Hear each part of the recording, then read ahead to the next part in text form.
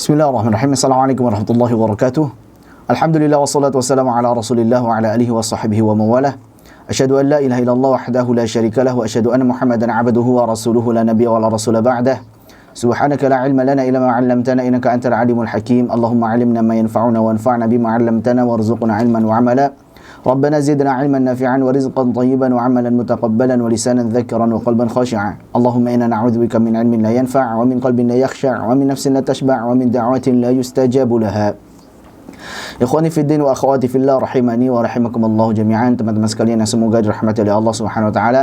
Alhamdulillah, pada pagi menjelang siang hari ini Allah Subhanahu wa taala masih memberikan kesempatan kepada kita untuk melanjutkan kembali insyaallah daurah kita membahas kitab Qasidah Al-Khaqani karya Imam Abi Muzahim Musa bin Ubaidillah Al-Khaqani rahimahullahu ta'ala, yang masyhur dengan julukan atau dengan kitab ini dijuluki dengan Ra'iyah Al-Khaqani. Kita alhamdulillah sudah sampai pada bait ke-39 di bab waqaf dan ibtida. Kemarin kita sekilas sudah menyinggung tentang bait ini. Silakan dibuka kalau di buku yang ada di antum semuanya pada halaman 64.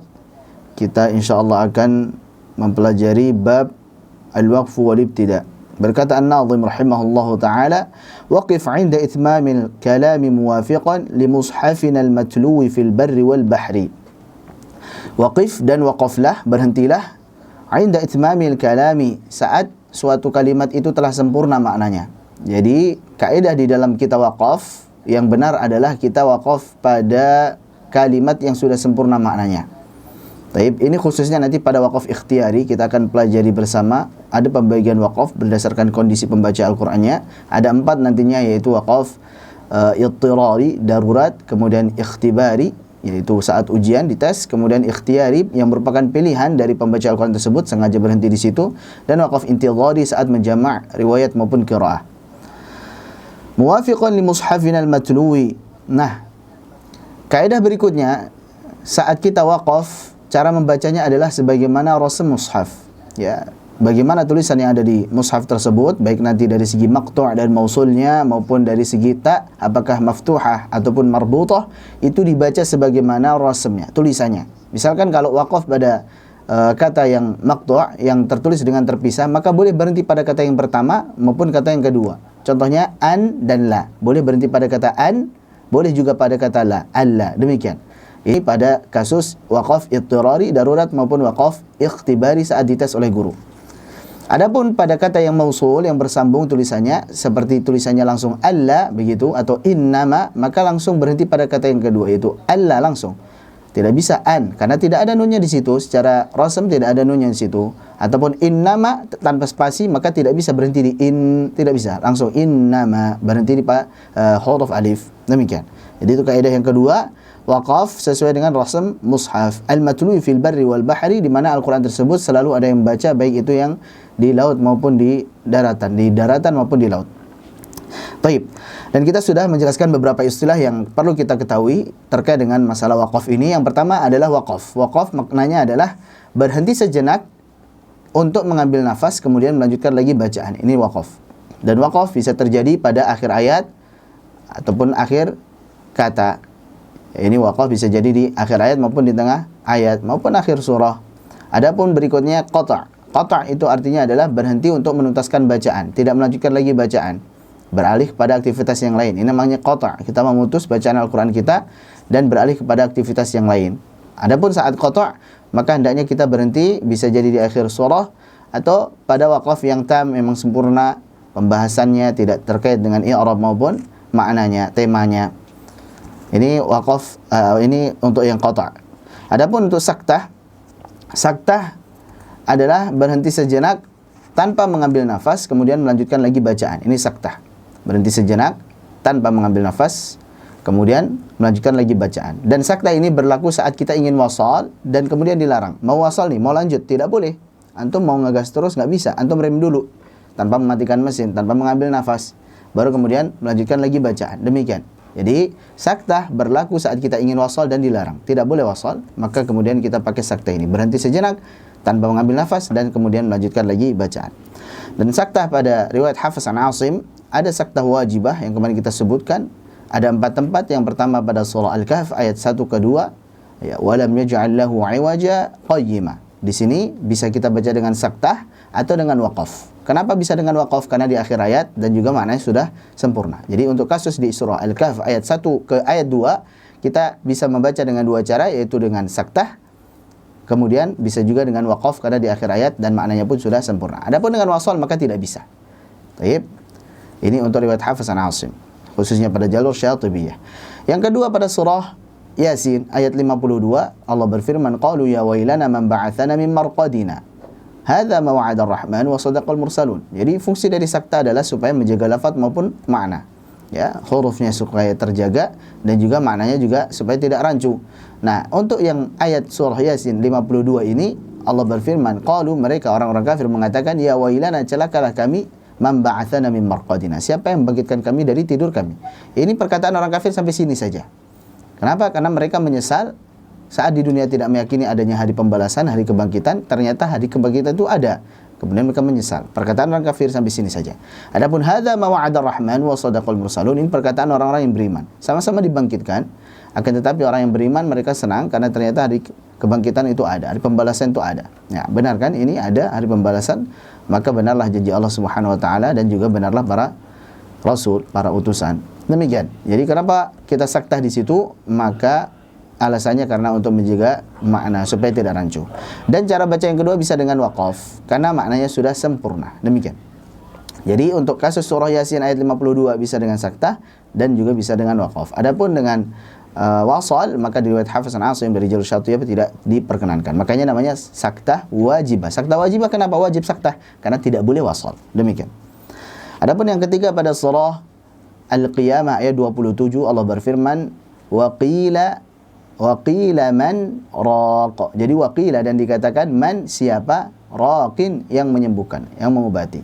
Nah, ketika saktah di situ maka nunnya dibaca dengan izhar, jelas. Waqila man raq. Demikian. Kenapa saktah? Karena menjaga huruf tersebut supaya tidak terkesan seperti marraq yang merupakan wazan dari fa'al. Maka waqila man, ini man sendiri, raqin sendiri. Sehingga untuk menjaga makna tersebut supaya tidak rancu, maka dibaca saktah. Adapun kalau dibaca wasal, maka jadi idgham marraq, dan ini untuk selain daripada jalur selain daripada riwayat Hafiz an Asim, maka tidak mengapa membaca dengan idraj, yaitu tanpa saktah. Kalau riwayat Hafiz an Asim dari jalur Syatibiyah maka membaca dengan saktah. Apakah boleh waqaf di sini? Tidak boleh karena maknanya belum sempurna. Jadi cara bacanya hanya satu saja, yaitu dengan saktah saja. Yang terakhir pada surah Al-Mutaffifin ayat yang ke-14. Ayat yang ke-14 Allah Subhanahu wa taala berfirman, kalla bal rana ala qulubihim ma kanu yaksibun. Ya, sekali-kali tidak, bal bahkan sebenarnya berhenti di sini dan lamnya dibaca jelas. Baik, bal rana ala qulubihim, berhentinya tanpa mengambil nafas. Jadi saktah berhenti tanpa mengambil nafas, bal rana ala qulubihim, ya, tertutup, terkunci mati hati mereka disebabkan karena apa yang mereka lakukan, yaitu perbuatan maksiat.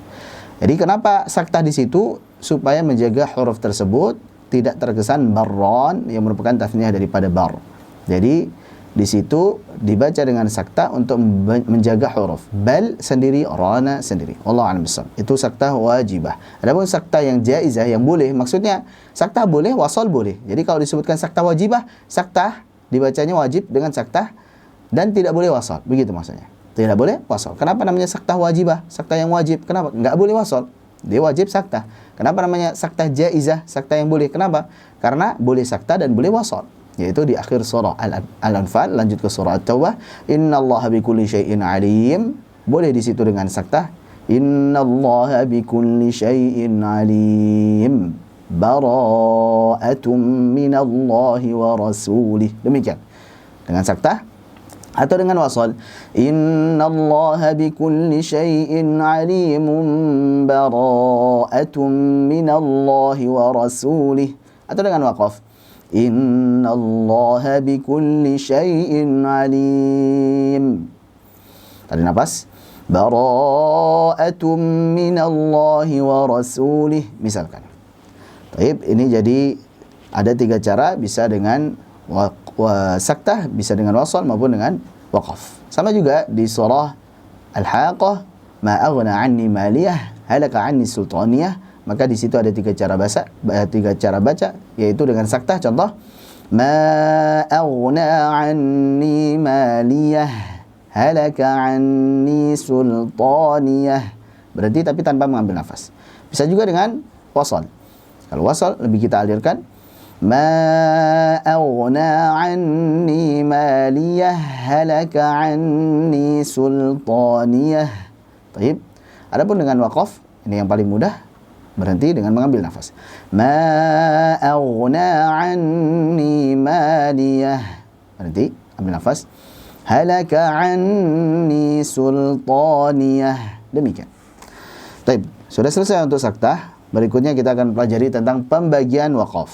Pembagian waqaf, kita akan pelajari bahwa waqaf dibagi menjadi dua sisi. Sisi yang pertama adalah dari sisi kondisi pembaca Al-Qur'annya. Jadi pembagian waqaf dari sisi kondisi pembaca Al-Qur'annya ada 4, yaitu waqaf idtirari, waqaf darurat, ada waqaf ikhtibari, yaitu waqaf ketika dites atau diberikan ujian, kemudian waqaf ikhtiyari, pilihan maupun sengaja, waqaf intidhari, yaitu menunggu saat menjamak riwayat maupun qiraat.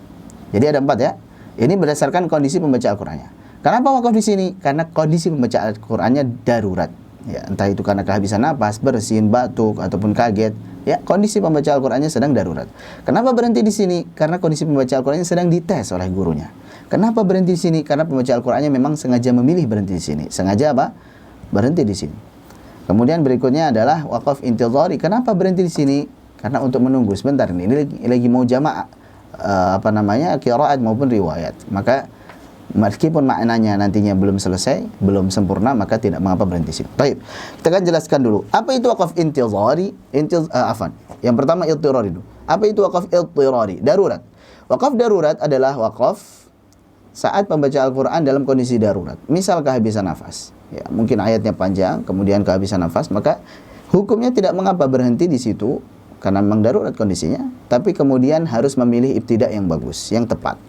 Baik.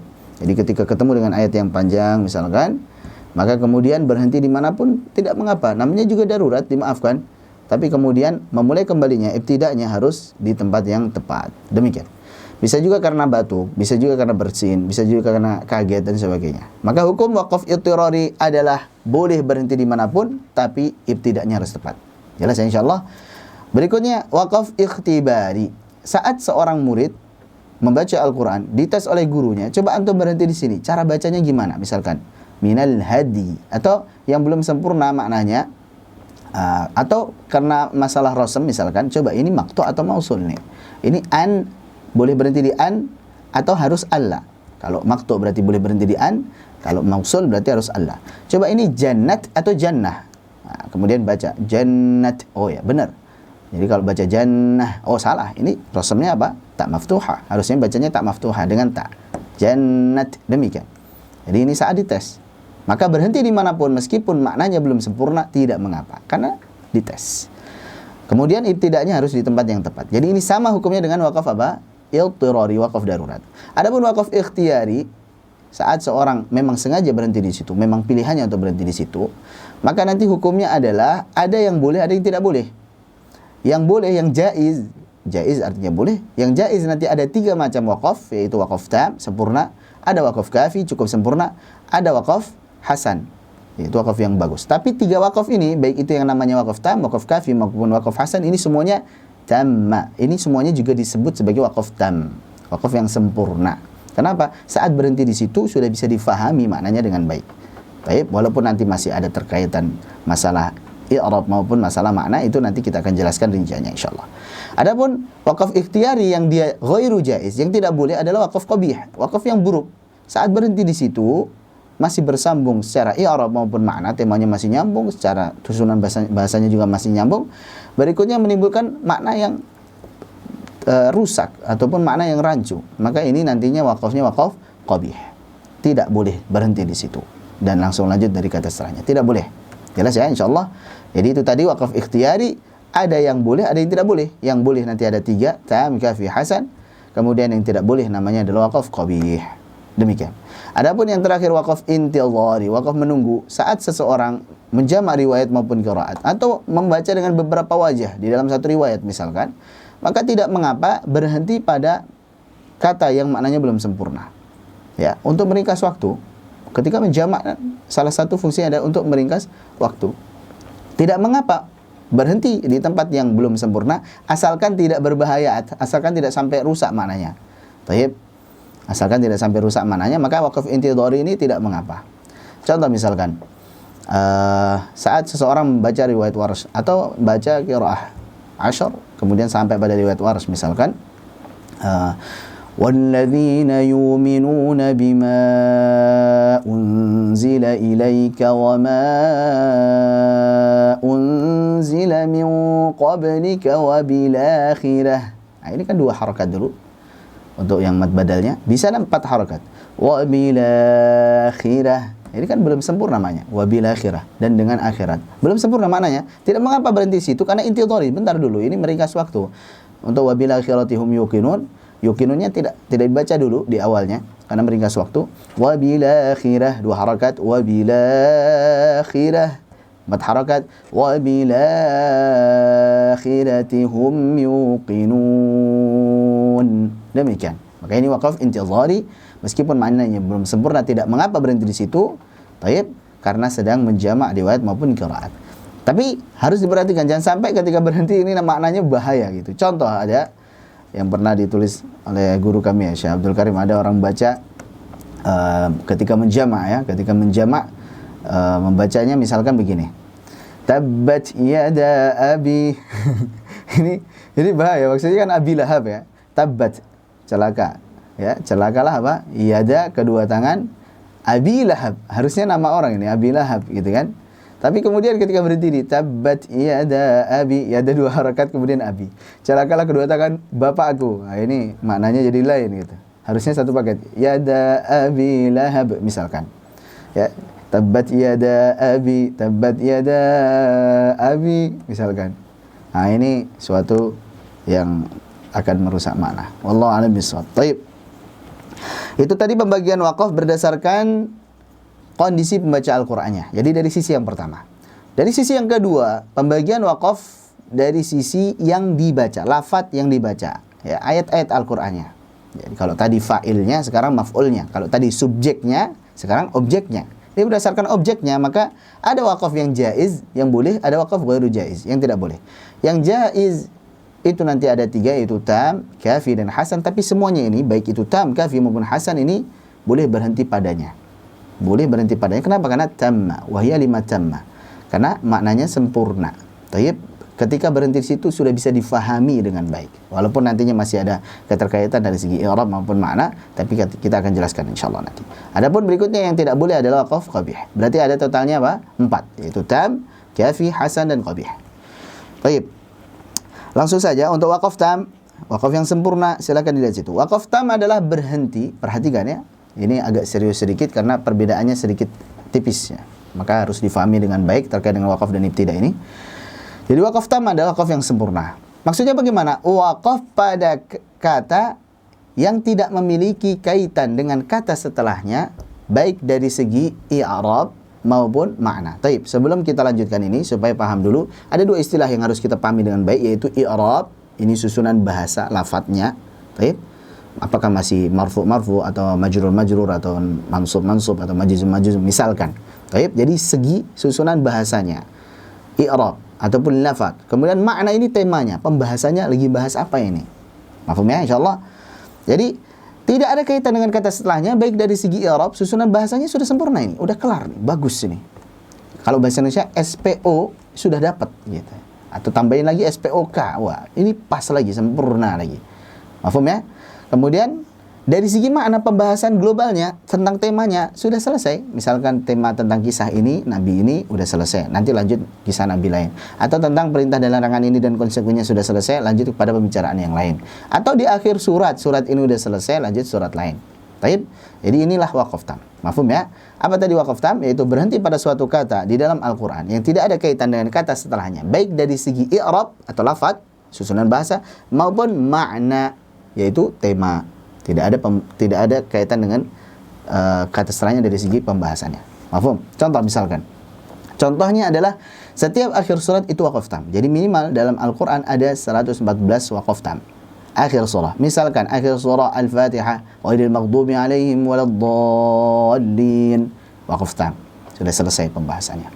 Mafhum? Akhir surah Al-Baqarah waqaf tam. Akhir surah Ali Imran waqaf tam. Akhir surah An-Nisa waqaf tam. Ini semuanya waqaf tam. Dan waqaf tam itu nantinya dibagi lagi. Ada waqaf tam yang dia itu lazim, harus.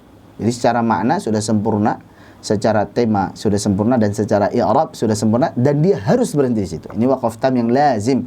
Yang di dalam mushaf tandanya adalah huruf mim. Ini waqaf tam lazim. Baik. Jadi dari segi makna sudah selesai, pembahasan sudah selesai, dari segi i'rab juga sudah selesai. Ini dan harus berhenti di situ. Waqaf lazim. Kenapa harus berhenti di sini? Kalau lanjut maknanya rancu, bahaya kalau lanjut. Maka harus berhenti di situ. Dan ada waqaf tam yang mutlaq, yang tidak harus berhenti di situ. Andai pun kita pengen wasal pun boleh gitu. Tapi sebenarnya dari segi i'rab, dari segi susunan bahasa, dan dari segi pembahasan sudah selesai. Tapi kalau antum mau wasal boleh. Contoh misalkan kita lanjut dari satu surat ke surat berikutnya dengan wasal, itu nggak apa-apa. Walaupun tadi itu waqaf tam, kalau antum berhenti situ sudah sempurna.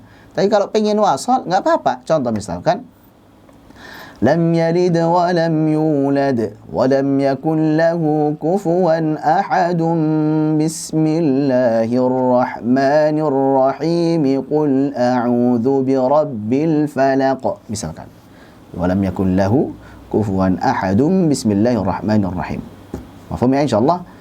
Atau wa min syarri hasidin idza hasada bismillahirrahmanirrahim qul a'udzu birabbin nas. Demikian. Jadi meskipun itu waqaf tam, tapi waqaf tamnya mutlak, sehingga kalau wasal boleh. Tapi kalau waqaf tamnya adalah waqaf tam yang lazim, yang harus, yang ada tanda mimnya di dalam mushaf, maka itu harus berhenti. Kenapa? Karena kalau lanjut maknanya akan rancu, maknanya akan berubah. Demikian. Ya, contoh misalkan innama yastajibul ladzina yasma'un. Hanya saja yang mampu untuk mendengar, yang mampu untuk menjawab pertanyaan, untuk mengabulkan pertanyaan atau permintaan adalah yasma'un, yang bisa mendengar. Maksudnya orang hidup selama dia mampu, maka dia bisa untuk mengabulkan permintaan. Misalkan seorang bapak ketika diminta oleh anaknya, bapak tolong belikan ini misalkan, selama dia punya uang bisa dia untuk memberikan permintaan tersebut, mengabulkan permintaan tersebut. Yang jelas orang yang hidup. Baik, ini sudah sempurna maknanya. Di situ ada tanda mim. Adapun wal mauta yab'atsuhumullahu tsumma ilaihi yurja'un. Adapun orang yang meninggal, maka mereka nantinya akan dibangkitkan oleh Allah Subhanahu wa taala dan akan kembalikan kepada Allah Subhanahu wa taala. Jadi ini lain, yang ini orang yang hidup bisa mengabulkan permintaan selama dia mampu, sebatas kemampuannya. Sedangkan yang meninggal nggak mungkin bisa. Tapi kalau dilanjut, innama yastajibul ladzina yasma'una wal mauta yab'atsuhumullah, seolah-olah orang yang mati juga bisa mengabulkan permintaan. Ini seolah-olah. Jadi maknanya jadi rancu. Maka disitulah waqafnya waqaf apa? Lazim. Walaupun nanti waqaf lazim ada waqaf lazim yang tam, sempurna, yaitu yang tidak ada kaitan dari segi i'rab maupun makna. Ada waqaf lazim yang dia itu kafi. Jadi antara dua ini, kalau enggak tam ya kafi. Jadi masih adalah tema pembahasannya masih nyambung gitu. Tapi apa? Tapi kita harus berhenti di situ. Kenapa? Karena kalau lanjut maknanya rancu. Jelas. Jadi waqaf tam ada yang tam lazim, ada yang tam mutlak. Waqaf tam lazim harus berhenti di situ. Waqaf tam mutlak kita boleh berhenti maupun boleh lanjut. Mafhum insyaallah? Baik, contoh lagi tam. Waqaf tam adalah waqaf pada akhir ayat ulaika ala hudan min rabbihim wa ulaika humul muflihun di surah Al-Baqarah di awal. Jadi pembahasan tentang orang-orang yang bertakwa, hudan lil muttaqin, petunjuk bagi orang-orang yang bertakwa. Siapa orang yang bertakwa? Alladzina yu'minuna bil ghaibi wa yuqimunas salata, terus sampai kemudian apa? Ulaika ala hudan min rabbihim, mereka itulah yang berada di atas hidayah dari Rabb mereka, wa ulaika humul muflihun, dan mereka itulah orang-orang yang sukses, orang-orang yang beruntung. Pembahasan tentang orang bertakwa sudah selesai di sini. Jadi secara i'rab SPO-nya sudah selesai, mubtada khabarnya sudah selesai. Baik. Dan dari segi makna, dari segi tema pembahasan orang bertakwa sudah selesai. Kenapa? Karena ayat selanjutnya, kata selanjutnya, innal ladzina kafaru sawa'un 'alaihim anzartahum am lam tunzirhum la yu'minun. Ini pembahasan tentang orang-orang kafir yang sudah divonis masuk neraka, makanya mereka sama saja mau diberi peringatan atau tidak diberi peringatan, mereka tidak akan beriman gitu. Tapi ada orang-orang kafir yang nanti ditakdirkan masuk masuk kepada agama Islam, maka mereka ketika diberikan nasihat bisa menerima kebenaran. Baik, jadi ini pembahasan orang-orang kafir ini sekarang. Kalau tadi pembahasan orang bertakwa, maka waqaf pada wa ulaikumul muflihun adalah waqaf tam. Kenapa? Sudah sempurna i'rabnya, susunan bahasanya sudah selesai. Dan juga dari segi tema sudah selesai. Dari segi makna sudah selesai. Mafhum ya insyaallah? Ini waqaf tam. Dan waqaf tam di dalam Al-Qur'an bisa jadi tandanya mim. Bisa jadi tandanya qala, al-waqfu aula. Bisa jadi enggak ada tandanya sama sekali. Di akhir-akhir surat kan enggak ada tandanya itu. Jadi waqaf tam kita harus betul-betul memahami, tapi ciri-cirinya bisa jadi mim, bisa jadi walaupun tidak semua mim nantinya waqaf tam, bisa jadi qala walaupun tidak semua qala adalah waqaf tam. Ingat sekali lagi, tidak semua mim itu waqaf tam, tidak semua qala waqaf tam, tapi ciri dari waqaf tam ya biasanya kalau enggak mim ya qala. Kalau enggak ada tandanya. Baik, maka yang paling baik adalah dengan cara belajar bahasa Arab, belajar tafsirnya, kita kita mempelajari tentang rasa di dalam membaca tersebut, kita fahami dengan baik. Ini sudah sempurna belum i'rabnya ini? Ini sudah sempurna belum maknanya, temanya ini? Maka bisa memutuskan ini waqaf tam ini. Dan juga dengan talaki kepada guru. Wallahu a'lam bishawab. Baik, sudah selesai untuk waqaf tam. Jadi waqaf tam bisa jadi di akhir surah. Setiap akhir surah waqaf tam. Bisa jadi di akhir ayat. Bisa jadi juga bahkan di tengah-tengah ayat juga bisa. Selama maknanya sudah sempurna. Pembahasannya sudah sempurna dan juga i'rabnya sudah sempurna. Berikutnya adalah waqaf kafi. Waqaf kafi adalah waqaf yang cukup sempurna. Waqaf cukup sempurna. Seperti apa itu waqaf yang cukup sempurna? Taib. Ini di bawahnya waqaf tam ya. Waqaf yang cukup sempurna adalah kita berhenti pada suatu kata di dalam Al-Qur'an yang tidak ada kaitan dengan kata setelahnya dari segi i'rab. Dari segi susunan bahasa sudah selesai itu. Mubtada khabarnya atau fi'il fa'il maf'ulnya sudah selesai. Baik. Tapi secara makna, secara tema masih nyambung dengan kata setelahnya. Jadi kita ulangi. Apa waqaf kafi tadi? Waqaf pada sebuah kata di dalam Al-Qur'an yang secara i'rab sudah sempurna. Secara susunan bahasa sudah tidak nyambung dengan setelahnya lagi. Baik. Jadi SPO-nya sudah selesai. Atau mubtada khabarnya atau fi'il maf'ul atau fi'il fa'il maf'ulnya sudah selesai. Baik. Tapi secara tema lagi ngomongin tentang apanya itu masih nyambung gitu. Jadi kisah, misalkan kisah Nabi Musa masih nyambung, kisah Nabi Adam masih nyambung misalkan. Atau perintah larangan masih nyambung, tapi secara i'rab dia sudah selesai. Ya. Atau terkait dengan misalkan keesaan Allah masih nyambung. Ya, secara makna masih nyambung, hanya saja apa? Hanya saja secara i'rab, secara susunan bahasa dia sudah selesai. Demikian. Ini waqaf kafi namanya. Dan waqaf kafi dia bisa jadi di akhir ayat, bisa jadi di tengah ayat. Baik, jadi waqaf kafi bisa jadi di akhir ayat, bisa jadi di tengah ayat. Untuk tandanya di dalam mushaf bisa jadi adalah tandanya bisa jadi di sini kita tuliskan ya. Waqaf kafi dalam mushaf bisa jadi jim atau sola. Jim atau sola. Ini tidak mutlak. Tidak semua jim langsung waqaf kafi, tidak semua sola waqaf kafi, tidak. Ini biasanya. Ada terkadang waqaf kafi yang mim, seperti tadi kita jelaskan. Jadi ada waqaf kafi yang dia itu lazim. Jadi ada waqaf lazim di mana berhenti di situ supaya menjaga supaya maknanya tidak rancu, tapi secara tema sebenarnya masih nyambung nih. Lagi ngomongin tentang apa, cuman ini udah selesai aja ini. Jadi kalau kita berhenti di sini sudah pas ini. Jadi harus berhenti di situ. Waqaf kafi yang lazim, waqaf kafi yang lazim. Bisa jadi dia tandanya jim, di mana jim maknanya adalah boleh berhenti, boleh lanjut. Baik. Kemudian bisa jadi shalah. Ya, berhenti lanjut lebih utama. Al-waslu aula. Wasal atau lanjut lebih utama. Baik. Contoh daripada waqaf kafi adalah saat kita membaca surah Al-Baqarah ayat ke-6. Baik. Di akhir ayat ke-6 ini waqaf kafi. Innal ladzina kafaru sawa'un 'alaihim a anzartahum am lam tunzirhum la yu'minun. Sesungguhnya orang-orang kafir itu sama saja. Maksudnya orang kafir yang sudah divonis masuk neraka sama saja. Apakah engkau beri mereka peringatan atau tidak, mereka tidak akan beriman. Baik, sudah. Ini sudah divonis masuk neraka. Ini orang kafir yang sudah divonis masuk neraka. Nah, secara i'rab ini sudah selesai ini. Baik, innal ladzina kafaru sawa'un 'alaihim a anzartahum am lam tunzirhum la yu'minun. Berarti kan mubtada khabarnya sudah selesai nih. Secara i'rab, secara sunan bahasa sudah selesai. Baik. Tetapi pembahasannya masih nyambung. Khatamallahu ala qulubihim. Kenapa? Kenapa mereka sama saja diberi peringatan atau tidak tetap tidak beriman? Karena Allah sudah stempel, sudah kunci mati hati mereka. Khatamallahu ala qulubihim wa ala sam'ihim. Dan juga telinga mereka sudah dikunci mati, sudah tidak akan bisa menerima kebenaran lagi. Wa ala absarihim gishawa, dan seterusnya. Maka wakaf pada kata la yu'minun tadi merupakan wakaf kafi karena secara i'rab, secara susunan bahasa sudah selesai, mubtada khabarnya sudah selesai, tapi pembahasannya masih nyambung tentang orang-orang kafir. Mafhum ya, insyaallah. Baik, wallahu a'lam bishawab. Lanjut, berikutnya adalah wakaf hasan, wakaf yang bagus. Wakaf hasan, wakaf yang bagus. Wakaf yang bagus adalah wakaf pada sebuah kata di dalam Al-Quran yang masih ada kaitan dengan kata setelahnya. Baik dari segi i'rab, ingat, dari segi susunan bahasanya masih nyambung nih. Bisa jadi majrur sama majrur nanti setelahnya, atau mansub sama mansub misalkan. Baik. Jadi dari segi i'rab, susunan bahasa masih nyambung, dan dari segi makna, dari segi tema, dari segi pembahasan masih nyambung juga. Jadi dua-duanya masih nyambung nih. Hanya saja saat berhenti di situ jumlahnya sudah mufidah. Ya, jumlahnya sudah mufidah, sudah bisa memberikan faedah dan kita paham. Contoh misalkan, kata alhamdulillahi, kata alhamdulillahi, segala puji hanya bagi Allah. Sudah bisa kita pahami belum? Sudah. Sudah bisa kita pahami. Maka di sini jumlahnya sudah mufidah. Alhamdulillah, segala puji bagi Allah.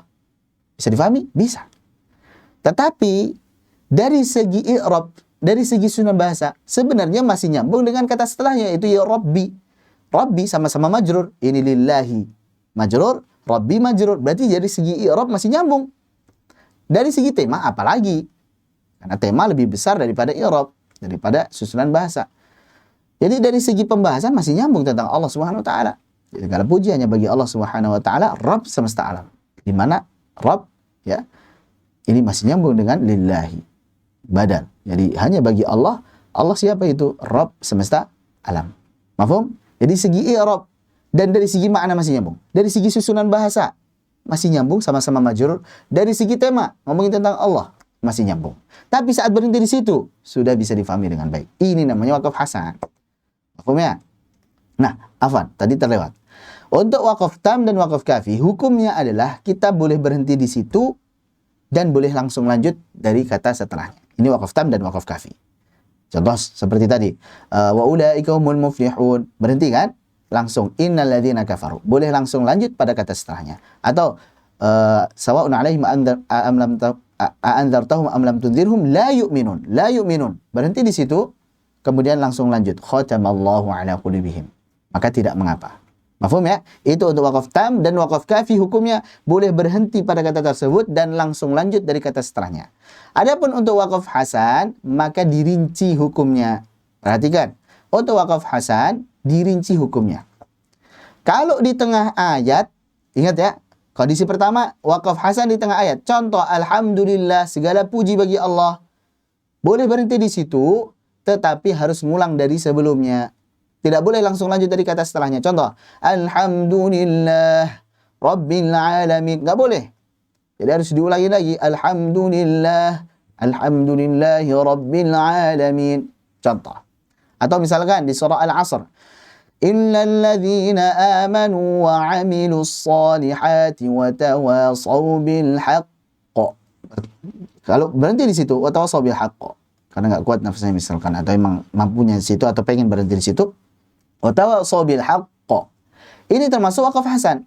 Kecuali orang-orang yang beriman dan beramal soleh dan juga saling menasihati dengan kebenaran. Ini sudah bisa difahami dengan baik.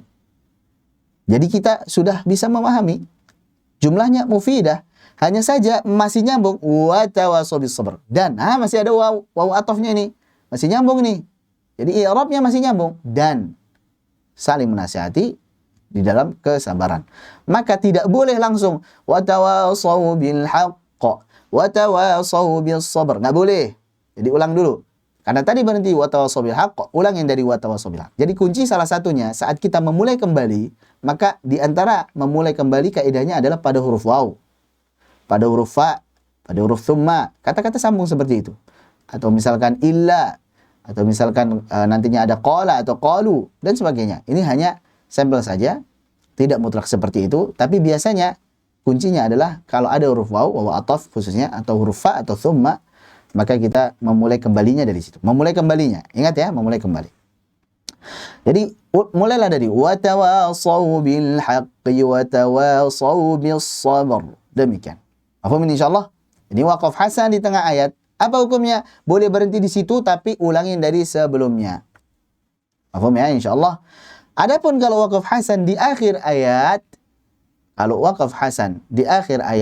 maka boleh berhenti di situ dan langsung lanjut dengan kata setelahnya. Jadi hukumnya sama dengan wakaf tam maupun kafi. Ini kalau wakaf hasan di akhir ayat. Illa ru'usal ayyi jawwiz fal hasan. Kecuali kalau di ujung ayat. Di akhir ayat maka boleh berhenti di situ dan langsung lanjut dari kata setelahnya. Dan inilah disebut dengan wakaf hasan. Contoh misalkan. Alhamdulillahi Rabbil Alamin. Segala puji bagi Allah. Hanya bagi Allah. Rabb semesta alam. Taib. Ini di akhir ayat. Dan ini wakaf hasan. Kenapa? Karena masih Ar-Rahmanir Rahim. Masih majrur. Masih kasroh nih. Secara i'rab masih nyambung kan sebenarnya kan? Alhamdulillahi Rabbil Alamin Ar-Rahmanir Rahim Maliki Yaumiddin. Ini masih nyambung semua sebenarnya. Dari segi i'rab, dari segi susunan bahasa, masih majrur semuanya. Tapi karena ini di akhir ayat, maka boleh berhenti di situ dan langsung lanjut dari Ar-Rahmanir Rahim. Boleh berhenti situ dan langsung lanjut lagi dari kata setelahnya Maliki Yaumiddin. Ini namanya wakaf hasan di akhir ayat. Hukumnya boleh berhenti di situ dan langsung lanjut dengan kata setelahnya. Jelas ini insyaallah. Jadi itu tadi ya, rincian untuk wakaf hasan. Kalau di tengah ayat boleh berhenti di situ tapi ulang dari sebelumnya. Wa yubda qablahu. Tapi kalau semuanya wakaf hasan di akhir ayat maka boleh berhenti situ dan langsung lanjut dengan kata setelahnya. Ada perincian lagi. Untuk yang di akhir ayat tapi saat wakaf di situ nanti menimbulkan makna yang kurang, maka para ulama berbeda pendapat menjadi 3 pendapat. Jadi ada 3 pendapat. Yang pertama, ya ini kasusnya pada surah Al-Ma'un ya. Contoh, misalkan fawailun lil musallin. Fawailun lil musallin. Ini secara mubtada khabar sudah sempurna sebenarnya, tapi masih nyambung secara i'rab. Baik. Fawailun lil musallin. Maka celakalah atau maka neraka wail atau lembah wail yang ada di neraka jahanam lil musallin bagi orang yang salat. Ini wakaf hasan sebenarnya ini.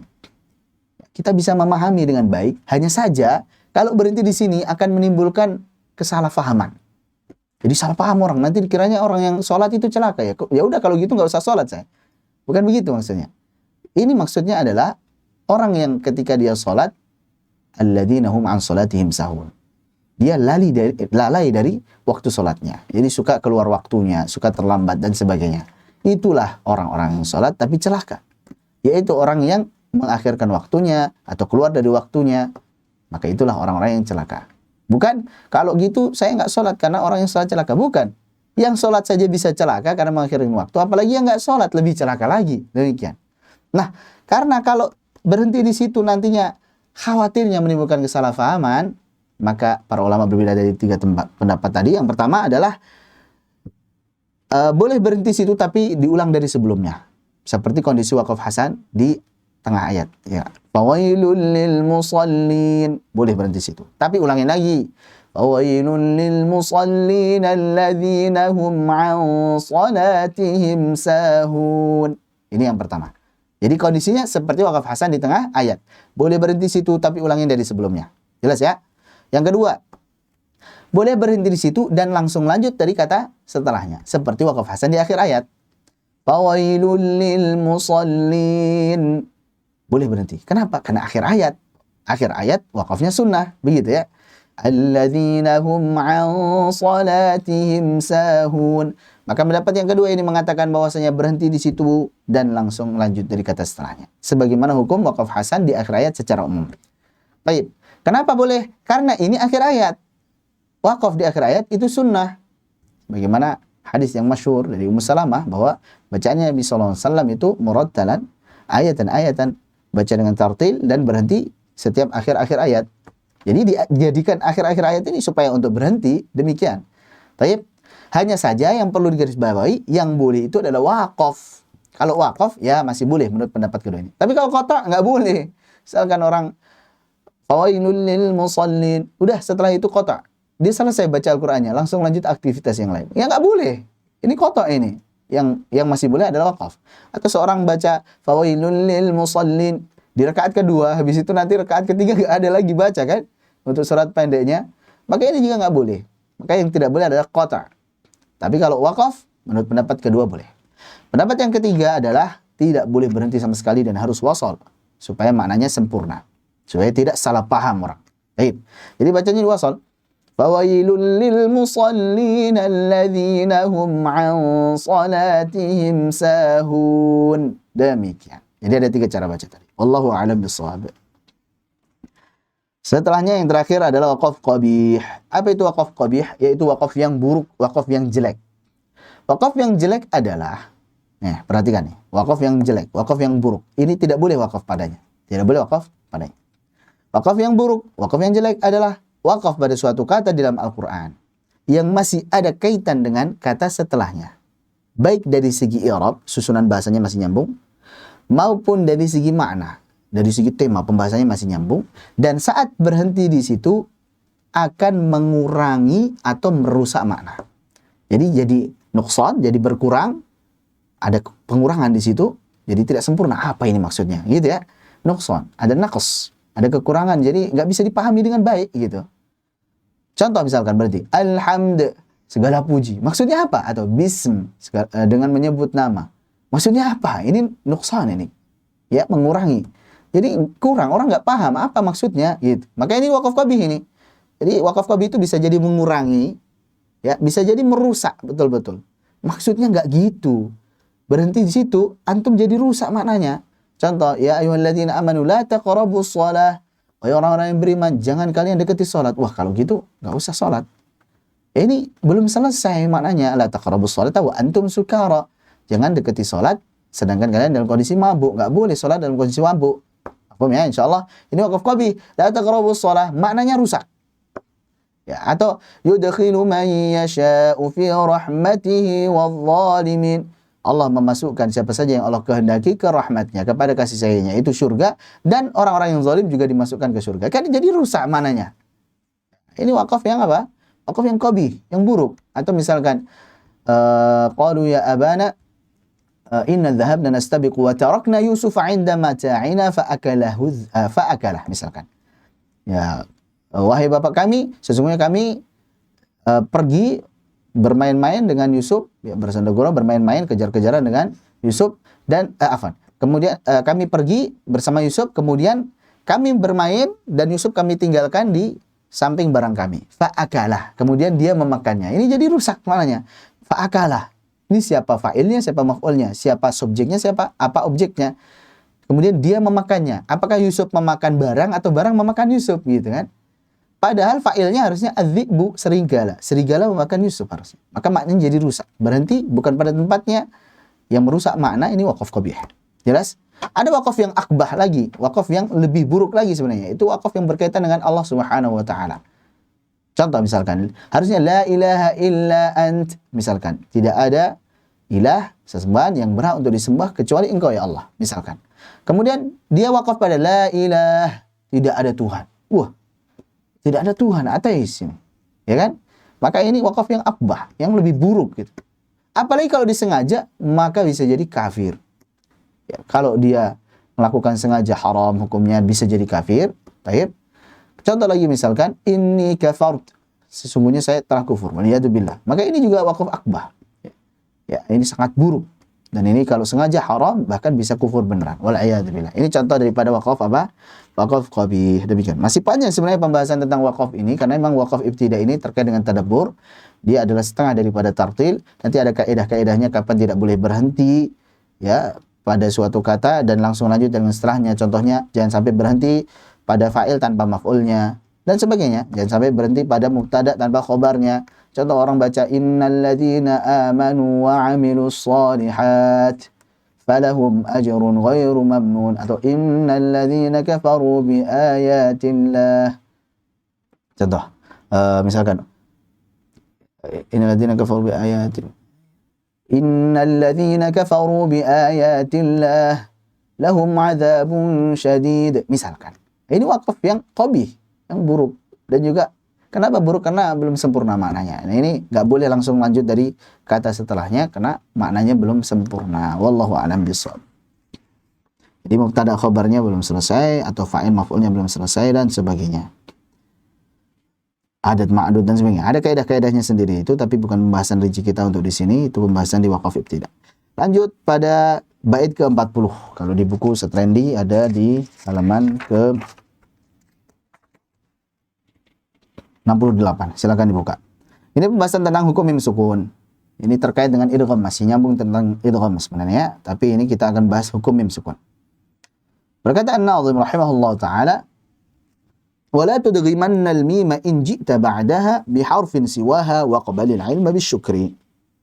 Wa la tudghimanna al-mima, dan janganlah sekali-kali engkau mengidghamkan huruf mim in ji'ta ba'daha biharfin siwaha, jika setelah huruf mim tersebut ada selain daripada huruf mim.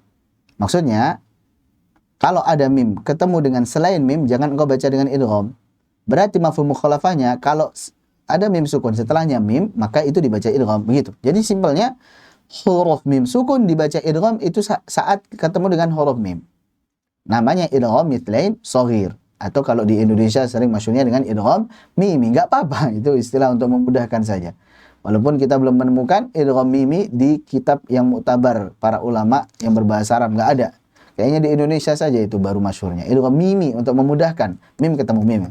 Idgham ba'i, ba ketemu ba. Idgham ta'i, ta ketemu ta. Nah, ini sekedar istilah untuk memudahkan. Wallahu a'lam bishawab. Jadi sekali lagi, hukum mim sukun nantinya ada 3. Yang pertama adalah idgham mithlain shaghir. Disebut idgham karena melebur huruf yang pertama ke huruf kedua. Disebut dengan mithlain dikarenakan hurufnya ini mithlain, 2 yang semisal, sama makhrajnya, sama sifatnya, mim dengan mim. Disebut dengan shaghir karena huruf mim yang pertama ini bertanda sukun, yang keduanya berharakat. Maka namanya idgham mithlain shaghir. Hukumnya diidghamkan, dimasukkan ke huruf berikutnya dan dipanjangkan gunnahnya. Ini namanya idgham mithlain shaghir. Contoh, lahum maghfirah. Lahum mim sukun ketemu dengan mim. Lahum maghfirah. Maka ini hukumnya idgham mithlain shaghir, dipanjangkan gunnahnya. Mafhum ya, insyaallah? Mudah insyaallah. Wa qabalil ilma bisyukri, dan sambutlah, terimalah ilmu ini dengan rasa syukur. Bersyukur kita, alhamdulillah para ulama mengajari kita, guru-guru kita mengajari kita ilmu, dan itu semuanya ilmu dari Allah Subhanahu wa taala. Subhanaka la ilma lana illa ma 'allamtana. Maka adalah kita senantiasa bersyukur, berterima kasih kepada guru kita yang mengajari kita ilmu. Baik. Berterima kasihnya dengan cara apa ya? Minimal sekali kita ucapkan jazakumullah khairan. Kita doakan kebaikan untuk mereka, keluarga mereka, keberkahan di dalam hidup mereka, dan sebagainya. Itu minimal sekali. Ya, kalau kita bisa memberikan apa yang kita bisa berikan, kita berikan. Itu bentuk rasa syukur. Kalau tidak bisa, minimal kita mendoakan mereka jazakumullah khairan. Dan itu sudah sebaik-baik pembalasan untuk guru kita. Walaupun itu semuanya tidak mungkin bisa membalas kebaikan guru kita, ya, Masya Allah. Kita bisa seperti ini, salah satunya adalah karena bimbingan guru-guru kita dan doa orang tua kita. Ya, banyak-banyak bersyukur kepada Allah SWT. La yashkurullah man lam yashkurin nas, tidak dikatakan bersyukur kepada Allah orang yang tidak berterima kasih kepada manusia. Jadi terima kasih untuk guru-guru kita. Lanjut. Ada catatan di sini, ya. Contohnya tadi di surah Al-Mulk ayat 12 misalkan ya. Innal ladzina yakhshawna rabbahum bil ghaibi lahum maghfiratun wa ajrun kabir. Baik. Catatannya pada surah Al-Baqarah ayat 1, Alif Lam Mim, atau surah Ar-Ra'd ayat 1, Alif Lam Mim Ra. Baik. Maka berlaku hukum idgham mithlain shaghir. Maksudnya saat lam, di situ kan huruf muqatta'ah lam, ada mim sukunnya, ketemu dengan mim. Berarti mim ketemu mim, maka berlaku idgham mithlain shaghir. Sama juga dengan Alif Lam Mim Ra. Maka ini juga idgham mithlain shaghir, dipanjangkan gunnahnya. Demikian. Baik. Selanjutnya, selain yang berhukum idgham atau idgham mithlain shaghir, nanti ada hukum ikhfa, yaitu saat mim sukun ketemu dengan ba. Jadi hukum kedua apa? Ikhfa. Mim sukun ketemu dengan ba. Jadi lanjut ya. Berikutnya, jika mim sukun bertemu dengan ba, maka dahulu para ulama berbeda pendapat tentang status hukumnya. Tapi yang perlu diketahui, sebenarnya mim sukun ketemu ba ini, dulu para ulama berbeda pendapat ya, terkait dengan hukumnya. Ada yang berpendapat dengan izhar, jelas, berarti bacanya contoh misalkan tarmihim bihijarah, tarmihim bihijarah. Kita mengucapkan mimnya dengan sempurna, dengan sifat-sifatnya, berarti mimnya jelas M, kemudian sifat-sifatnya ya, tawassut, ngalirnya sedikit saja. Tarmihim bihijarah. Ini namanya izhar. Jadi dulu ada yang berpendapat dengan izhar. Siapa mereka? Mereka adalah sebagian ulama Iraq. Dan ada yang berpendapat dengan ikhfa. Jadi ini baru membicarakan status hukumnya ya. Jadi status hukumnya ini apa? Apakah izhar atau ikhfa? Sebagaimana perkataan daripada Imam Al-Khaqqani, Imam As-Sakhawi dalam Nunia As-Sakhawi, lakin ma'al ba fi ibanatiha wa fi ikhfa'iha ra'yani mukhtalifani. Jadi kalau ada mim ketemu ba ini, para ulama berbeda pendapat jadi dua pendapat. Apakah dibaca ibanah, dibaca dengan jelas, izhar, atau dengan ikhfa? Baik. Jadi ketika berbeda tersebut, yang membaca dengan izhar, contoh tarmihim bihijarah. Ini pendapat sebagian ulama Irak. Yang membaca dengan ikhfa, tarmihim bihijarah, dipanjangkan gunnahnya. Dan ini pendapat daripada mayoritas jumhur. Seperti misalkan para ulama Mesir, Syam, Andalusia, dan yang lain sebagainya. Ini membaca dengan ikhfa. Paham ya? Jadi baru satu step nih, baru satu langkah. Terkait dengan mim sukun ketemu ba, status hukumnya para ulama berbeda pendapat.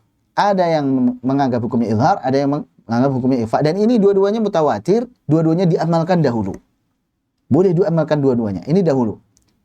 Baik, hanya saja kemudian pada zaman Al-Imam Ibnu Jazari diteliti dan juga sebelumnya, sebelumnya pada zaman Imam Abu Amr Ad-Dani, kemudian nantinya setelah zaman Imam Abu Amr Ad-Dani yaitu Al-Imam Ibnu Jazari, mereka meneliti yang lebih masyhur akhirnya adalah ikhfa. Ya, maka Al-Imam Ibnu Jazari mengatakan dalam Muqaddimah Jazariyah, wa akhfiyan al-mima intaskun bi gunnatin lada ba'in 'ala al-mukhtari min ahli al-ada. Jadi dan ikhfakanlah huruf mim dan ikhfa'lahlah huruf mim wa adghiman wa akhfiyan al-mima intaskun jika bertanda sukun bi gunnatin disertai dengan gunnah yang dipanjangkan lada ba'in ketika bertemu dengan huruf ba. Jadi Al-Imam Ibnu Jazari mengatakan bahwasanya mim sukun ketemu ba itu ikhfa, namanya ikhfa syafawi. Baik, 'ala al-mukhtari min ahli al-ada, ini berdasarkan pendapat yang dipilih oleh para ahli ada, para ulama yang ahli di bidang praktek baca Al-Qur'an. Jadi kesimpulannya apa? Yang tadinya itu izhar dan ikhfa ya, dan itu dua-duanya sebenarnya diamalkan, hanya saja kemudian di zaman Abu Amr Ad-Dani dan juga di zaman Al-Imam Ibnu Jazari akhirnya yang lebih masyhur adalah ikhfa. Dan itulah yang lebih masyhur juga sampai sekarang. Ikhfa syafawi. Ini jelas ya. Ini baru status hukumnya. Baru kemudian step yang kedua, setelah disimpulkan, oh ini ikhfa syafawi, barulah kemudian ada perbedaan cara bacanya. Apakah furjah, renggang, atau idbaq nempel. Jadi tadi kita belum membahas tentang apakah furjah ataupun nempel ya. Apakah renggang ataupun nempel. Tadi belum. Tadi baru status hukumnya. Izhar atau ikhfa ini. Tapi jangan dicampur juga. Oh, izhar itu maksudnya nempel, kemudian ikhfa itu maksudnya renggang. Bukan, itu salah itu. Ini pemahaman yang kurang tepat.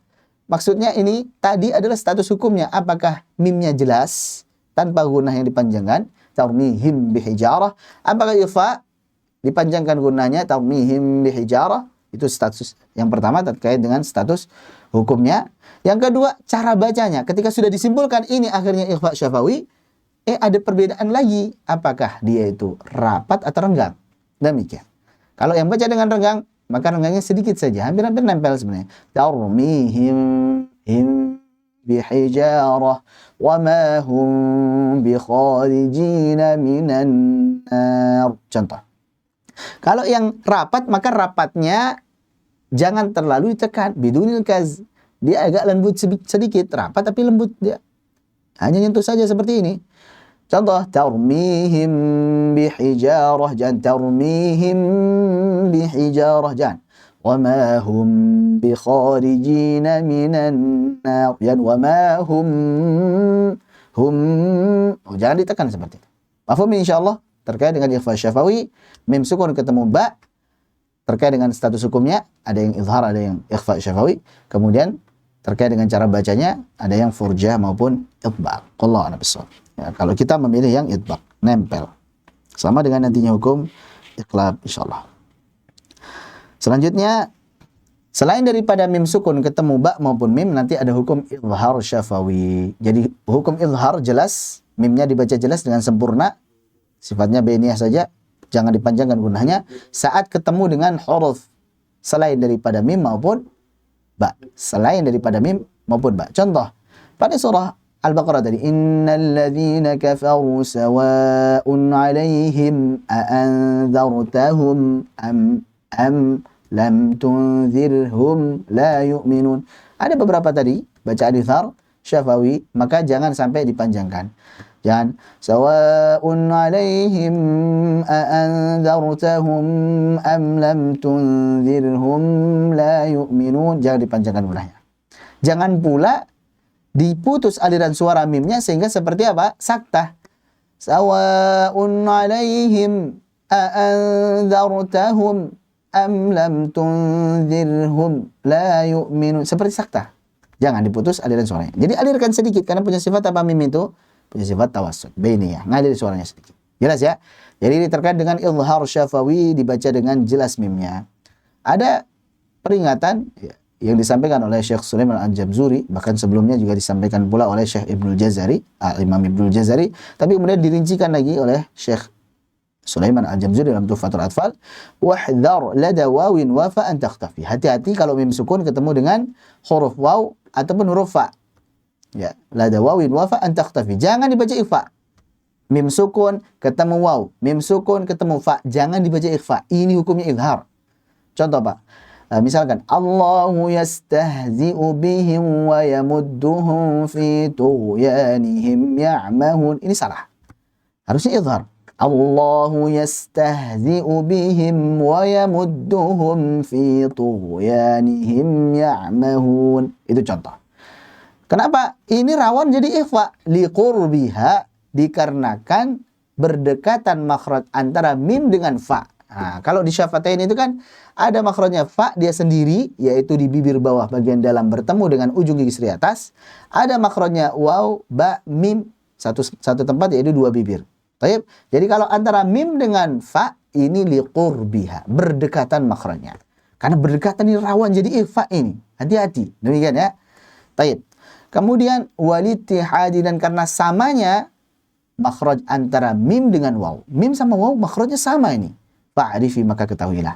Jadi karena makhrajnya sama, ini rawan nantinya dibaca ikhfa. Jangan sampai dibaca ikhfa. Ini bacanya izhar. Demikian.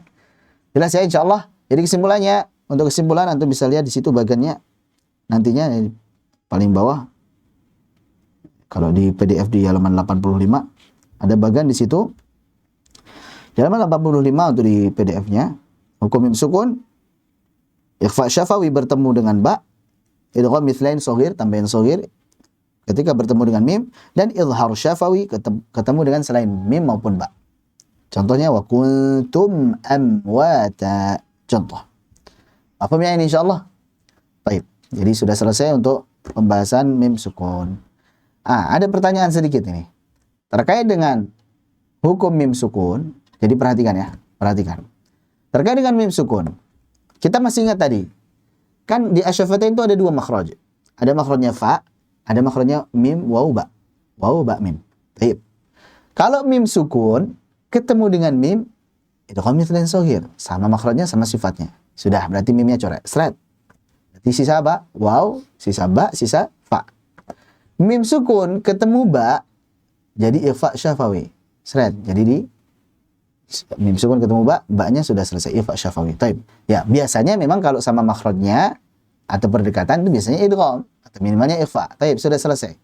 Mim sama ba sudah dicoret. Berarti sisa waw dan juga ba, fa. Mim sukun ketemu waw, mim sukun ketemu fa. Ini kenapa jadi izhar? Kenapa jadi izhar ini? Padahal kan biasanya kalau nggak sama maupun berdekatan, itu kan kalau nggak idgham ya ikhfa lah minimalnya. Tapi ini kenapa izhar? Apa jawabannya kira-kira? Jawabannya apa kira-kira? Mim sukun ketemu waw, mim sukun ketemu fa. Ini secara makhraj sama atau berdekatan? Kenapa kok izhar dia? Izhar kan biasanya karena berjauhan, taba'ud. Ini makhrajnya sama bahkan. Atau makhrajnya apa? Berdekatan, Bang. Kenapa kok jadinya izhar syafawi? Jawabannya apa kira-kira? Ada yang nulis? Fa satu bibir. Fa satu bibir. Nah, ini jawaban paling tepat. Dari sananya seperti itu. Memang secara riwayat sudah seperti itu. Kita baca Al-Quran dengan riwayat, bukan pakai qiyas. Iya nggak? Bukan pakai qiyas. Jadi nggak ada qiyas di dalam qiraat. Jadi secara riwayat begitu.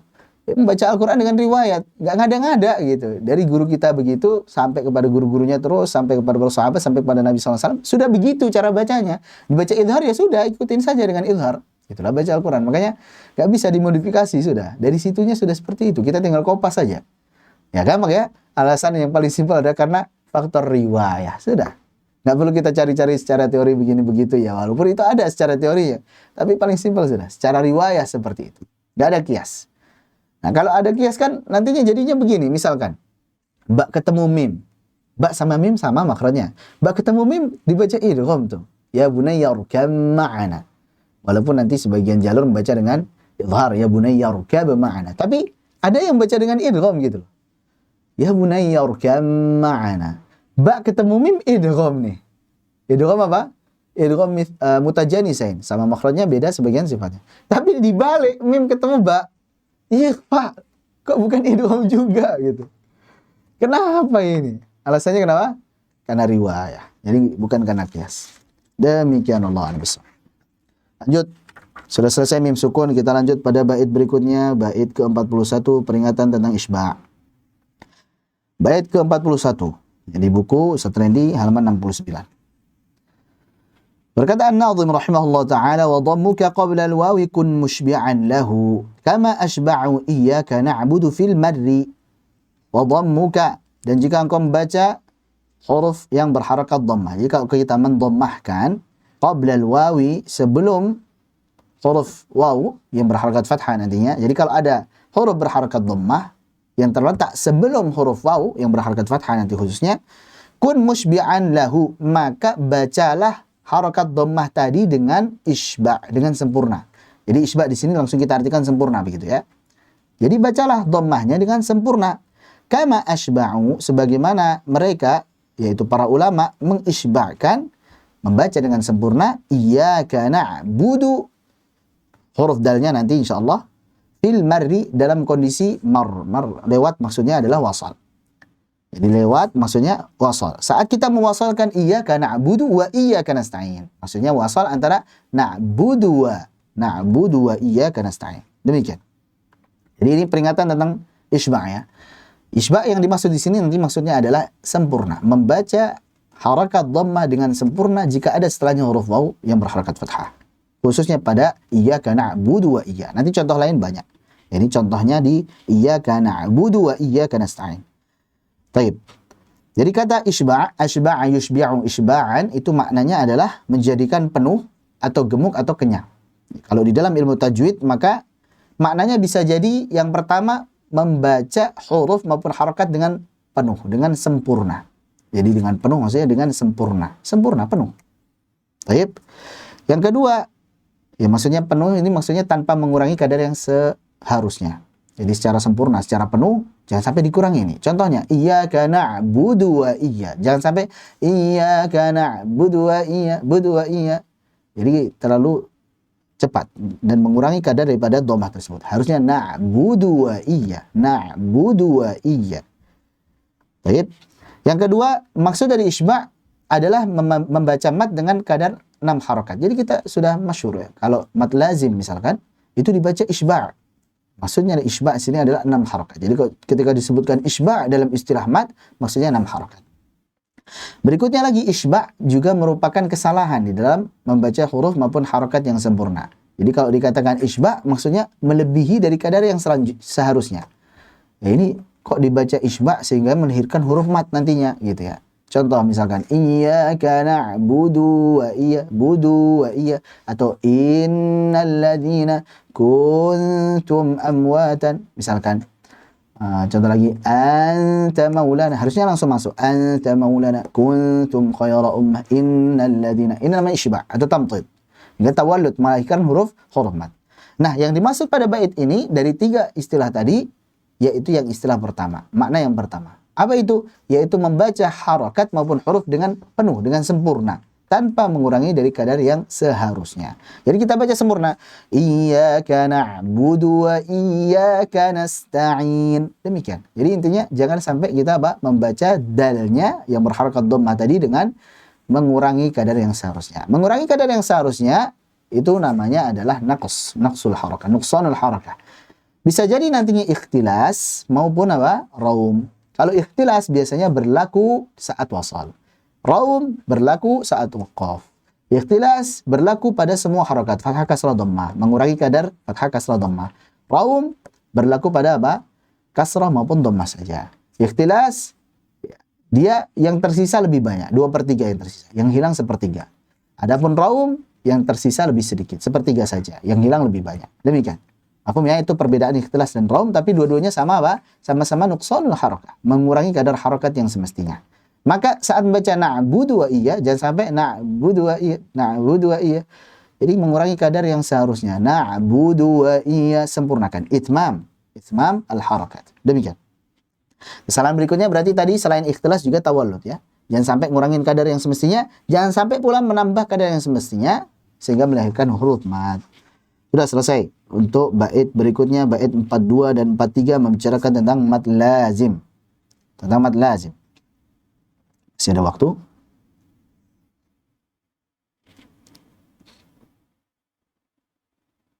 Sampai nanti azan kita berhenti ya.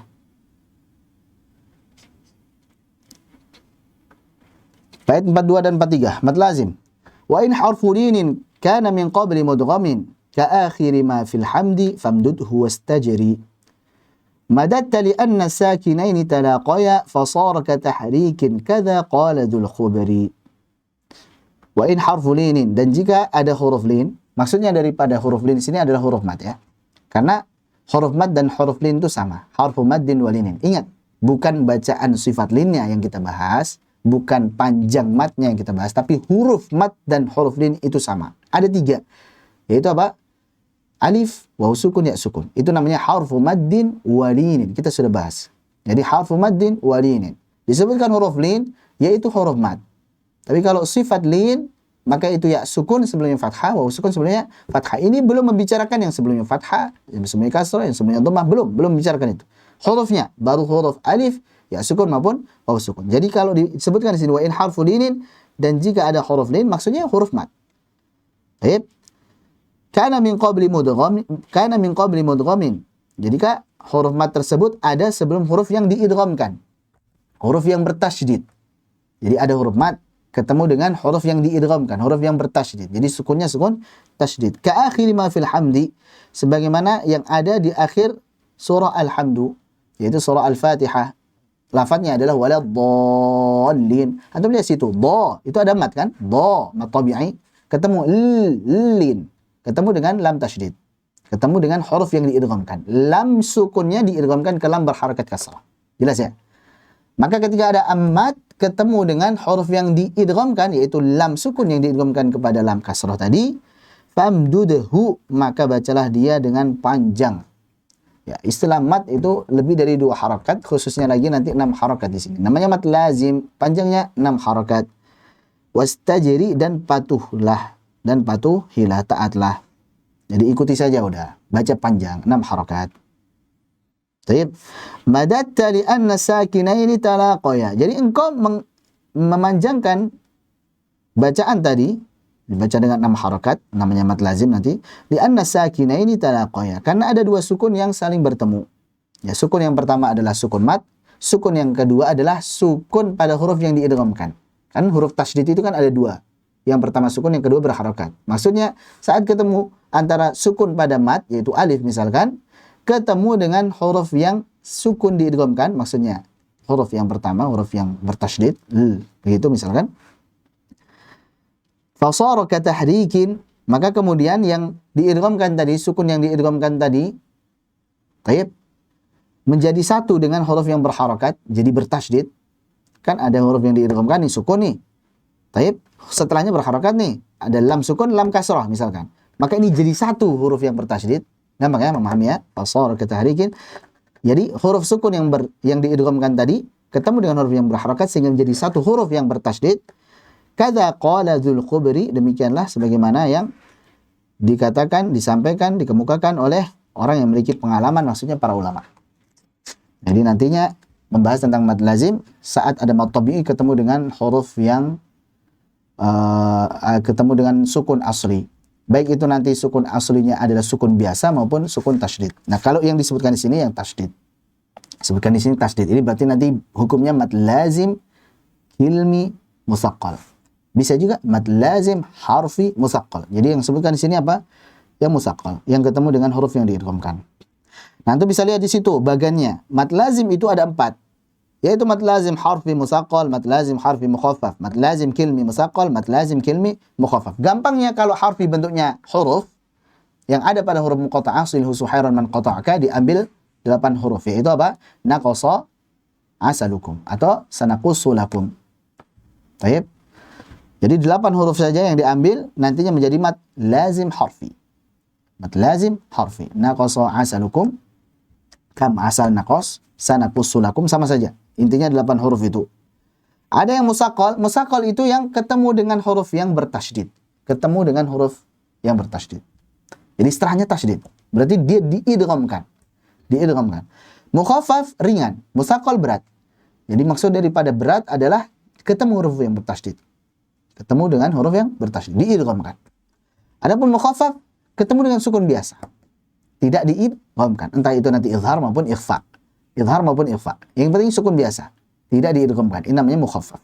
Namanya, contoh misalkan yang musaqqal alif lam lam. Ini kan ada mim sukunnya nih. Ketemu dengan mim. Mim. Berarti inilah yang musaqqal. Lamnya yang musaqqal. Kenapa lamnya musaqqal? Diidghamkan ke mim. Kenapa lamnya musaqqal? Karena ketemu dengan tasydid. Mimnya kan bertasydid tuh. Berarti lamnya yang musaqqal. Adapun mim, mimnya ini mukhaffaf. Mim sukun biasa, mukhaffaf. Ain mukhaffaf. Sin mukhaffaf. Qaf mukhaffaf. Ain sin qaf mukhaffaf. Ain ikhfa. Sin ikhfa. Bukan idgham, ya kan? Qaf izhar. Sukun biasa. Berarti apa? Mukhaffaf. Adapun yang kilmi, yang musaqqal contohnya ad-dhal. Di situ dha ada mad ketemu dengan sukun tasydid. Ketemu dengan tasydid, diidghamkan. Dhalin. Yang mukhaffaf al-ana. Di dalam Al-Quran yang mukhaffaf 2 kasus saja, yaitu al-ana, al-ana. Al-ana wa qad 'asayta qablu. Al-ana wa qad kuntum bihi tasta'jilun. Antum bisa lihat di situ di halaman 88 di PDF-nya. Contoh untuk yang mad lazim kilmi mukhaffaf hanya ada pada surah Yunus ayat 51 dan Yunus 91. 2 tempat saja. Adapun kalau musaqqal banyak contohnya. Ghairil maghdubi 'alaihim waladdallin. Baik. Atau dzalika bi annahum syaqqullaha wa rasulahu wa man yushaqqillaha fa innallaha syadidul 'iqab. Ini untuk apa ya? Yang kilmi musaqqal. Dan contohnya banyak seperti as-sakhah, at-tammatul kubra, ya, al-haqqah dan sebagainya. Atuhajjunni wala jan. Contohnya. Sudah, untuk yang harfi mukhaffaf yaitu yang terjadi pada huruf muqatta'ah, huruf yang terpotong-potong yang ada pada awal sebagian surah dalam Al-Qur'an yang dibaca sesuai nama hurufnya. Jadi huruf muqatta'ah adalah huruf yang ada di awal sebagian surah dalam Al-Quran yang dibaca sesuai dengan nama hurufnya. Ya, tidak dengan harokat tertentu, tapi dengan nama hurufnya. Di mana mad lazim harfi mukhaffaf ini, mad lazim harfi mukhaffaf ini yang setelahnya tidak bertasydid, jadi tidak diidghamkan. Contohnya, misalkan nantinya ada di sini ada mim, atau nun, qaf, shad, itu semuanya mukhaffaf. Adapun yang mad lazim harfi musaqqal, yang ketemu dengan tasydid atau yang diidghamkan, antum bisa lihat di situ. Contoh di PDF halaman 89. Contoh di situ ada tabel untuk alif lam mim. Alif pendek, lam mad lazim harfi musaqqal, mim mad lazim harfi mukhaffaf. Kenapa lam ketemu dengan tasydid? Baik. Atau diidghamkan. Sedangkan mim sukun biasa, tidak diidghamkan. Contoh lain misalkan alif lam mim shad. Alif pendek, lam musaqqal, mim mukhaffaf, shad mukhaffaf. Gampang ya insyaallah. Anda rasa mudah insyaallah. Yang penting prakteknya semuanya baca 6 harokat sudah selesai. Nah, kalau semuanya belum tahu ini harf bi mukhaffaf musaqqal, kim bi mukhaffaf musaqqal, yang penting semuanya baca saja 6 harokat sudah selesai. Halaman 90 di PDF-nya. Huruf muqatta'ah. Huruf muqatta'ah adalah huruf yang terpotong-potong yang terdapat di awal sebagian surah di dalam Al-Quran yang dibaca sebagaimana nama hurufnya. Jadi cara bacanya adalah sesuai nama hurufnya ya, tidak berharokat ya. Jumlahnya ada 14, terkumpul pada kalimat silhu suhayran man qata'aka. Silhu sad lam ha. Suhayran sin ha ya kemudian ra alif. Man mim nun qata'aka qata'aka. Sebenarnya qata'aka kemudian qata'aka ainnya disukunkan li daruratin nazm. Yaitu qaf, ta, ain dan kaf. Ada 14 totalnya dibagi menjadi 3 kelompok. Yaitu kam asal naqas atau sanaqusu lakum atau naqasu asalukum. Ya, 8 huruf ini dibaca 6 harakat dan hukumnya adalah mad lazim harfi, harus dibaca 6 harakat. Kemudian catatannya khusus untuk huruf ain maka bisa dibaca tawassut 4 harakat ataupun tul ataupun 6 harakat. Untuk ain bisa dengan 4 harakat ataupun 6 harakat. Hanya saja wat-tulu fuddila atau wat-tulu akhas. Untuk yang tul 6 harakat maka ini lebih masyhur. Jalur Syatibiyah yang lebih masyhur baca dengan 6 harakat. Jadi kalau kita baca dengan jalur Syatibiyah baca saja 6 harakat. Tapi kalau jalur Thayyibah baca 4 harakat. Demikian. Jadi jalur Thayyibah yang mad jaiznya 2 harakat baca 4 harakat. Kalau jalur Syatibiyah yang mad jaiznya 4 harakat kita baca ini 6 harakat. Wa tulu fuddila untuk di Syatibiyah dan yang baca dengan tul itu fuddila lebih diutamakan, diprioritaskan. Kelompok kedua adalah hayyun tahur, haya tahara. Ini dibaca 2 harakat, 5 huruf ini dan hukumnya mad tabi'i harfi, diharakati fathah. Ha, ya, ta, ha, ra. Baik. Dan memang nama hurufnya itu gitu ya. Huruf ha, huruf ya, huruf ta, huruf ra, huruf ha. Itu nama hurufnya. Afwan, itu nama hurufnya. Kemudian yang ketiga adalah alif dibaca pendek. Kenapa? Karena tidak ada huruf mad di dalam huruf tersebut. Alif nggak ada madnya ini. Hamzah, lam, fa nggak ada madnya sama sekali. Maka dibaca pendek. Alif. Adapun seluruh huruf muqatta'ah ada di tabel tersebut sudah Anda sebutkan semua, yaitu alif lam mim shad, alif lam ra, alif lam mim ra, kaf ha ya ain shad, taha, ta sin mim, kemudian ta sin, kemudian yasin, kemudian shad, kemudian hamim, kemudian ain sin qaf, kemudian nun. Baik, ini semuanya sudah disebutkan. Wallahu a'lam bishawab. Jadi cukup untuk sesi ini kita cukupkan di bait 43. Nanti pada zuhur insyaallah jam 1 kita akan lanjutkan pada hukum nun sukun, khususnya yang akan dibahas adalah terkait dengan izhar, yaitu bait 44 sampai akhir kita akan lanjutkan nanti pada zuhur insyaallah. Demikian, semoga bermanfaat. Mohon maaf jika ada kesalahan dalam penyampaian. Rasa cukup, sudah mau azan. Ada pertanyaan? Pada riwayat Hafiz Muslim ada Thayyibatul Nasyr di Quran surat Al-Mutaffifin ayat 14 apakah ada sabta dan Naam, saktah. Al-Mutaffifin ayat 14, kalla, berhenti di situ boleh, lanjut boleh. Bal dibaca dengan saktah. Ya, tadi kita sudah sebutkan ya, itu saktah wajibah pada riwayat Hafiz Asim jalur Syatibiyah. Jalur Syatibiyah kan? Nah, muzahadzan afan, kita nanti lanjut. Thayyibatul Nasyr. Baik, nanti kita lanjut pada zuhur insyaallah karena sudah azan. Subhanakallahumma hamdik, asyhadu an la ilaha illa anta, astaghfiruka wa atubu ilaik. Assalamualaikum warahmatullahi wabarakatuh.